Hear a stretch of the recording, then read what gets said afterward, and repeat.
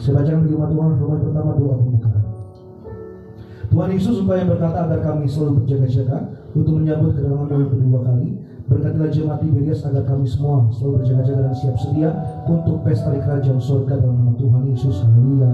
Amin. Roma yang kedua, berjaga-jaga dan waspada. Ada 4 hal apa yang harus dijaga dan juga apa yang harus diwaspadai. Yang pertama, hati kita, karena dosa membuat hati manusia selalu inginkan apa yang bertentangan dengan kehendak Allah.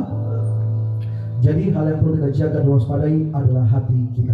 Yang kedua, hati manusia tidak dapat dipercaya.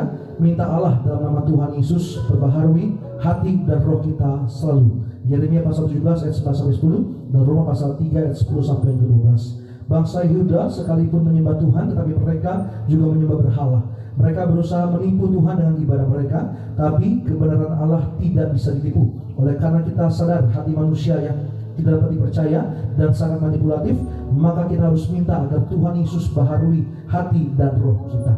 Yang ketiga, kita harus siap sedia karena manusia.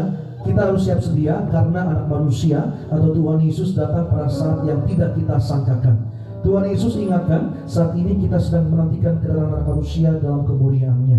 Kita harus siap sedia dengan iman yang teguh kepadanya. Setiap beribadah, berdoa, bersyukur, memuji, menyembah dan melayani Tuhan. Sebab anak manusia akan datang pada waktu yang tidak dapat diduga dan tidak diketahui oleh siapapun juga. Dan yang keempat, kita yang sudah tahu firman Tuhan tapi tidak melakukannya akan menerima akibatnya. Orang-orang yang sudah tahu kehendak Allah tapi tidak melakukan apa yang dikehendaki Allah, maka ia akan menerima ganjaran. Tuhan Yesus berkata, berbahagialah hamba yang didapati tuannya melakukan tugasnya dengan setia. Doa penutup, Tuhan Yesus kami berdoa agar kami hidup sepenuhnya di dalam Engkau dan hidup dalam kekudusan. Jadi pelaku daripada firman-Mu, hidup senangkan hati Engkau dan tidak dukakan hati Engkau dan tidak dukakan hati sesama. Engkau menghendaki agar nama kami tercatat dalam kitab kehidupan di sorga. Kalau sampai nama kami tidak tercatat dalam Wahyu pasal 20 ayat 14-15, kami akan mengalami kematian kedua, yaitu lautan api.